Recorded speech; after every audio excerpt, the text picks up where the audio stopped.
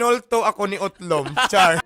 May napanood din ako 'di ba, lately, na may tinurungan kasi yung multo. Ay, si Utlom, opo. Oo, sige ikwento mo naman ano nangyari. Kasi ako kasi Sir Chinky, yung mga ganyan kasing sitwasyon ng pamumuhay ng tao, medyo magaan yung loob ko kasi nga nanggaling ako diyan.